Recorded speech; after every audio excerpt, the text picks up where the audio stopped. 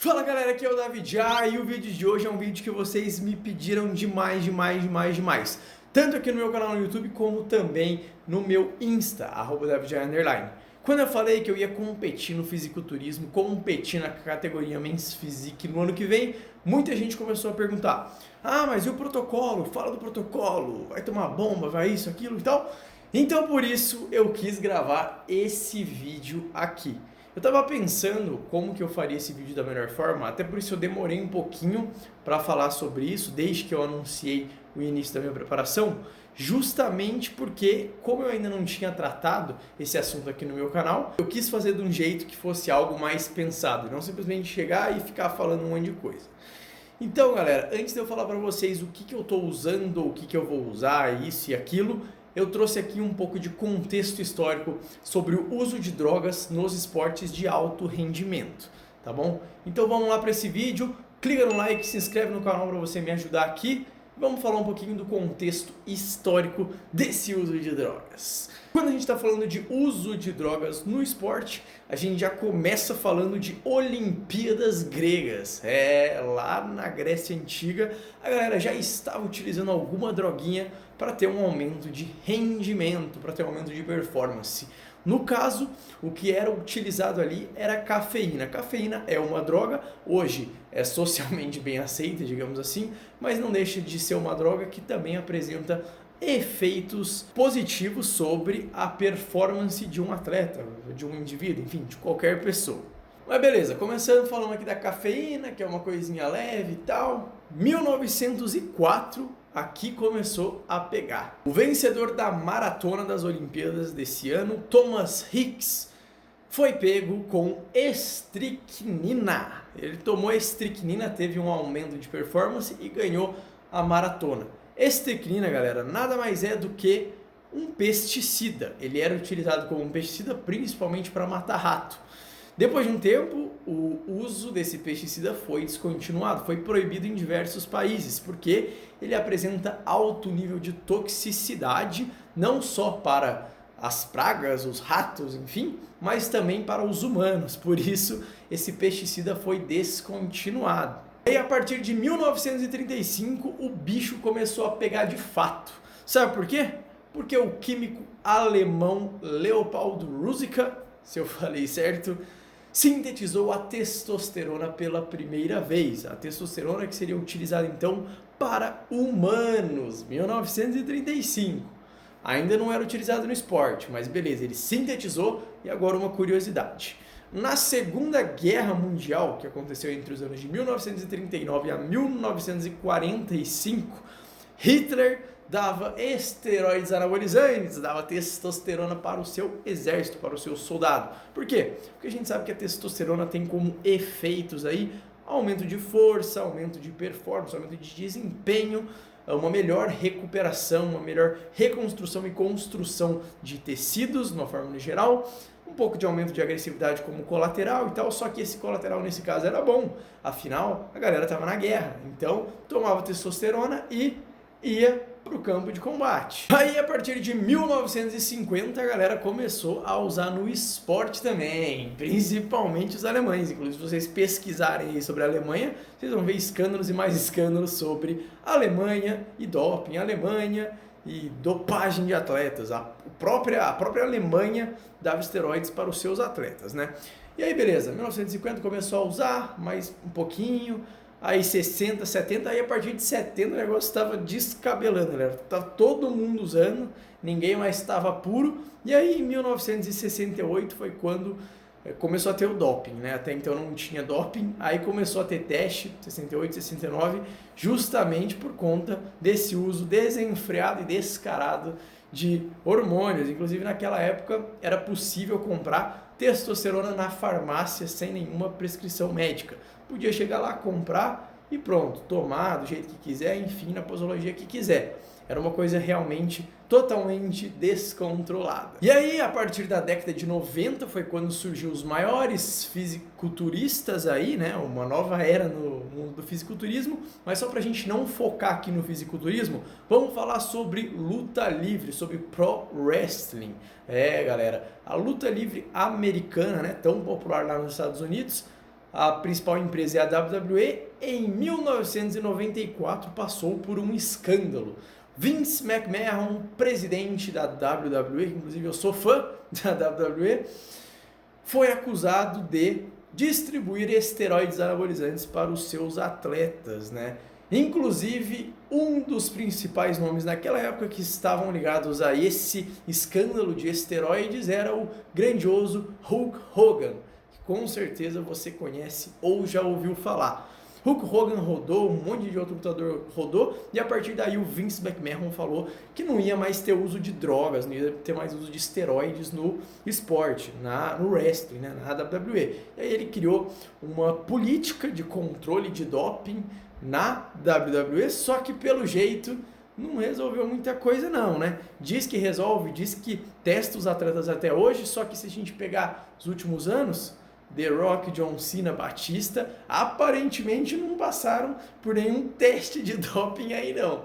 Ninguém tá puro não, é só você olhar os outros lutadores, ninguém tá puro, né? Vamos ser bem sinceros assim. Até porque, se a gente for olhar a rotina de treinamentos, apesar de ser uma luta scriptada, né, que segue um roteiro, é uma luta física, é de contato físico. E os caras lutam praticamente todos os dias. Não dá para aguentar uma rotina tão pesada, tão intensa, de luta todo dia, viagem para lá, para cá, eles viajam nos Estados Unidos, mundo todo, né, lutando, treinando musculação e, cara, puro, simplesmente não dá, né, o corpo ele não aguenta. É preciso aí algum combustível extra para que eles possam suportar tamanha exigência de capacidade física. No final da década de 90 também tiveram alguns brasileiros, jogadores de futebol que foram para a Europa, chegava lá, encorpava, ganhava peso rápido, ganhava massa muscular rápido. E o que era que acontecia ali? Era dieta, era treinamento? Também. Mas tinha algo por trás para acelerar esse processo. Então no futebol também tem uso.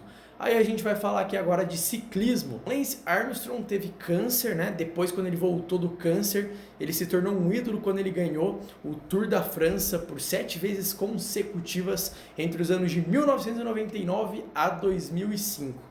Saiu ganhando tudo, até que uma hora ele rodou por conta do APO, que é uma outra substância, não é testosterona, não tem nada a ver com testosterona, mas é uma substância que aumenta a hemoglobina no sangue. Com isso, você tem mais oxigênio, né, no corpo e uma maior capacidade de atividade aeróbica. Você tem mais produção de energia aeróbica no corpo. E aí em 2012 ele rodou, depois que a agência americana antidoping descobriu, alegou, né, que comprovou, digamos assim, que o Lance Armstrong utilizava APO durante os anos que ele foi campeão e tiraram todas as medalhas dele, título, tiraram tudo. Em 2015, Lance Armstrong falou numa entrevista que faria tudo de novo. Claro que ele faria tudo de novo. Sabe por quê? Porque todo mundo que está competindo ali no Tour da França, todo mundo que está competindo em alto nível, em alto rendimento, também está usando. Então, se o cara quer ter alguma chance para competir, ele também tem que usar. E aí ele usa, ganha tudo, é mérito dele, não é mérito da substância. Substância nenhuma traz resultado, é mérito dele. Lance Armstrong, na minha opinião, é um dos caras mais injustiçados do esporte mundial. E aí a gente pode falar um pouco também do nosso querido Anderson Silva, nosso lutador, passou anos aí como campeão no UFC. Em 2015 rodou por doping, depois rodou de novo em 2017 ou 2018. Enfim, começou a rodar atrás de rodar por conta de doping, por conta de testosterona. Ele até tentou alegar que estava fazendo uma reposição e tal, mas não colou muito bem. Diversos outros lutadores de MMA falaram, já admitiram sobre o uso de substâncias de aumento de performance, né? Mas a grande mídia ainda tenta tapar os olhos para esse tipo de coisa, né? Tentam crucificar o Anderson Silva como se ele tivesse trapaceado, sendo que não, todo mundo que está lá no UFC para competir, para conseguir render, também está utilizando algum tipo de droga. Isso é um fato do esporte. E por fim, galera, vamos falar aqui da nadadora Patrícia Pereira, mais uma brasileira, que ela é nadadora paralímpica, né? Então, você vê que até nos Jogos Paralímpicos tem uso de drogas. Patrícia Pereira, na verdade, em 2019 ela ganhou 2 medalhas disputando os Jogos Pan-Americanos de Lima, no Peru, ganhou 2 medalhas, e aí em 2020 ficou comprovado que ela fez a utilização do LGD 4033, que nada mais é do que o ligandrol, é um SARM, um modulador seletivo de receptor androgênico. É uma nova substância aí que chegou nos últimos anos. Usou, teve aumento de performance, rodou, até no esporte paralímpico, para vocês terem uma noção. Ela era a única pessoa que estava utilizando alguma substância de aumento de performance? Com certeza não, mas ela teve o azar de ter sido a escolhida, digamos assim, para ser pego. Porque o doping é assim, galera. O doping, ele é extremamente seletivo, ele tem por trás dele uma jogada política, um interesse político, então os caras pegam quem eles querem, quando eles querem. Isso sem falar, é claro, que na maioria das competições amadoras de qualquer esporte, nem doping tem. Então, o que facilita ainda mais o uso de drogas de aumento de performance. Se a gente fosse falar de drogas, a gente também falaria de GH, insulina, T3, T4, peptídeo, um monte de coisa que a galera sai usando por aí, um monte de atleta sai usando por aí. Claro que tem drogas que são mais usadas em um determinado esporte, outras drogas em um outro, mas a verdade é que todo esporte de alto rendimento tem sim o uso de drogas. É só você querer ver que você vai enxergar isso. Isso para não falar de novela, filme, ator, atriz, enfim, tudo que ronda imagem, tudo que tem a ver com a imagem principalmente, rola muito uso de drogas, certo? Mas isso aí é assunto até para um outro vídeo. Aqui realmente o foco é drogas no esporte de alto rendimento. Então agora vamos lá, o que eu estou utilizando? Galera, se tratando de fisiculturismo, claro que existe sim o uso de drogas, né? Todos os atletas ali estão utilizando alguma coisa, a gente está falando de um alto rendimento e sim, eu estou fazendo utilização de drogas, no caso estou utilizando hormônios, né? É normal do fisiculturismo. O que acontece é que eu não vou querer entrar em detalhes aqui do que eu estou usando e muito menos a dosagem disso. Por quê? Porque sempre tem um cara sem noção que vai assistir isso aqui e vai querer copiar. Eu juro que eu queria chegar aqui e falar para vocês, galera, estou usando isso e isso. E aí vocês entenderem que eu estou usando pouco. Quem é especialista, quem entende, vai ver e vai falar, cara, o cara realmente está usando pouco. Pouco comparado ao que se utiliza por aí. Mas o que eu posso garantir para vocês, o que eu posso falar para vocês é que as drogas que eu estou utilizando no meu protocolo na competição, que começou no início do booking, né? Eu já comecei o booking hormonizado, digamos assim, vou hormonizado até a competição. Ele é um protocolo que é de farmácia, portanto só estou usando drogas de farmácia, então não estou usando nenhuma droga underground. E o que seria droga underground? Droga underground são drogas que não vendem na farmácia, que são fabricadas por laboratórios paralelos. Não significa que uma droga só por ser underground ela é ruim, ela é de procedência ruim, só que ela não tem um controle tão rígido igual as da farmácia. Só que tem substância que você só vai encontrar no underground, você não encontra na farmácia. Geralmente são até coisas um pouco mais fortes, um pouco mais potentes. Mas no meu caso não foi necessário nenhuma droga underground, estou fazendo um protocolo só com drogas de farmácia e numa dosagem que para quem entende do assunto vai ver que é uma dosagem nada demais, uma dosagem super tranquila. Lembrando, galera, que eu estou fazendo essa modulação hormonal com acompanhamento médico. Então eu estou tendo acompanhamento médico, estou fazendo exames, fiz exames antes de começar, estou fazendo exame no meio do protocolo. E também vou fazer exame depois do protocolo. Claro, normal, tem que fazer exame. Quando a gente quer ter um cuidado com a saúde, é indispensável fazer exames. E galera, falando aqui de acompanhamento médico, significa que é sem colaterais? Não, não é sem colaterais. Toda droga tem colateral, mas digamos que esses colaterais eles ficam controlados, né? Quando você tem um médico, quando você tem um bom profissional supervisionando o que você está fazendo, você acaba tendo um ambiente mais seguro, um ambiente mais favorável para se trabalhar.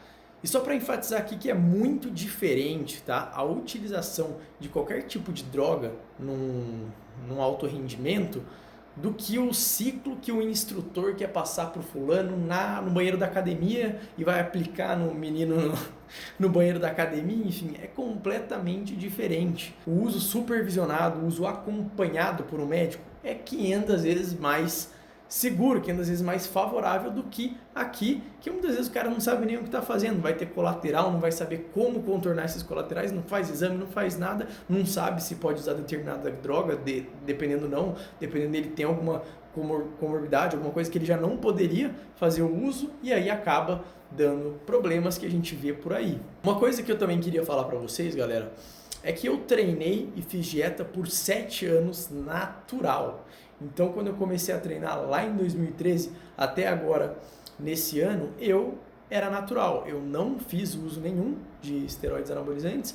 Esse realmente foi o meu primeiro contato, está sendo o meu primeiro contato com esse tipo de droga, com hormônio, né?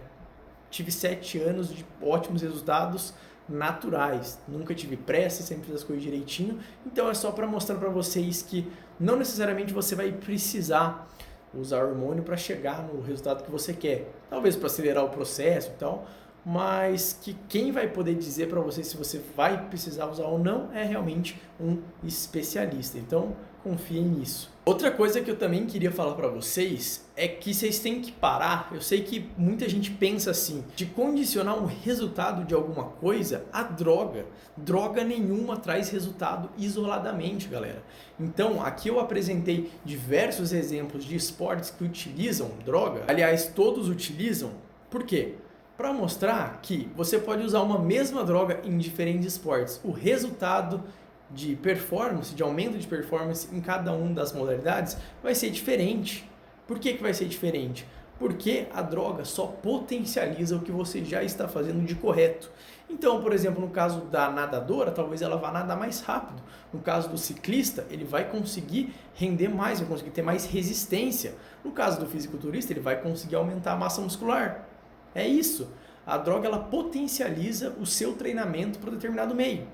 No caso de um powerlifter, o cara não pode ser que não fique gigante se tratando aí de estética, né? De músculo. Esses caras são grandes e tal, mas tem bastante gordura e tal. Só que eles ficam muito fortes, né? A droga ali usada é para potencializar a força. Então é diferente de um uso estético, no caso do fisiculturismo, né? Que é para construção de músculos. Então, cara, só droga não faz absolutamente nada.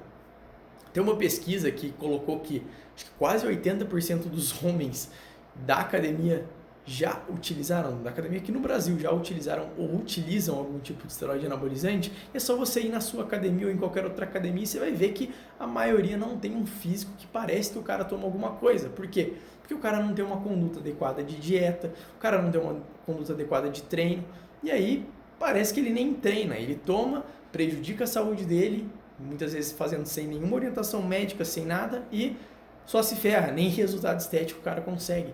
Então é importante que vocês façam essa diferenciação, né? Vocês entenderem o uso de uma droga para o rendimento, né? Assumindo ali um cara que está fazendo tudo certo, que está tendo boas condutas de dieta, boas condutas de treino. Com certeza ele vai ter um aumento de performance na modalidade dele. É só isso.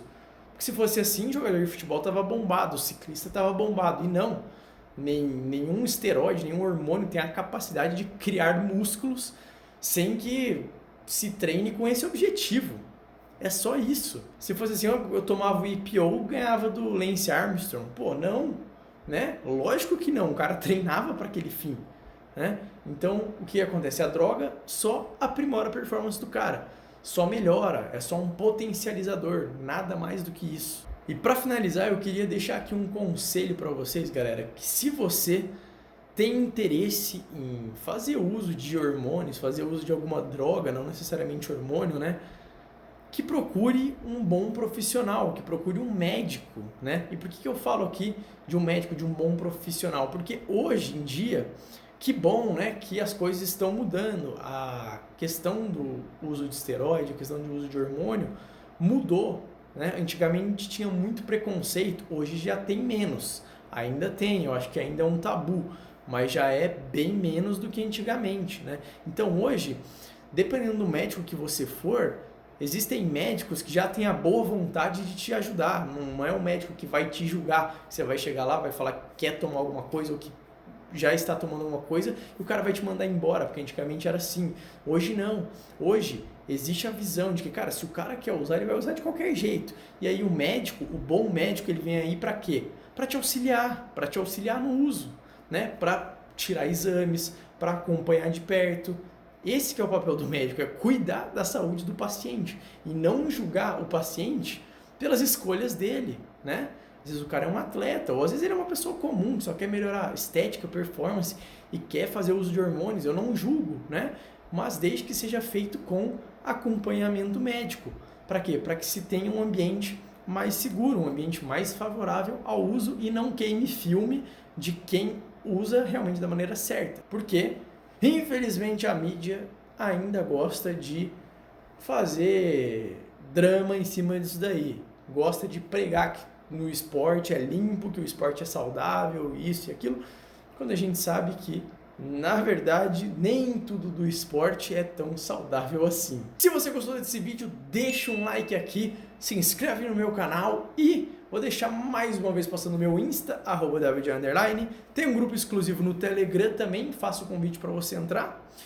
E o espaço aqui dos comentários aberto para vocês comentarem o que vocês acharam desse vídeo, desse contexto histórico que eu trouxe, ou então sobre o uso de hormônios, uso de alguma droga de aumento de performance, se vocês já tiveram alguma experiência com elas, pretende ter, enfim, esse tipo de coisa. Certo, galera? David, mais um vídeo que hoje foi meio informativo, meio preparação para vocês.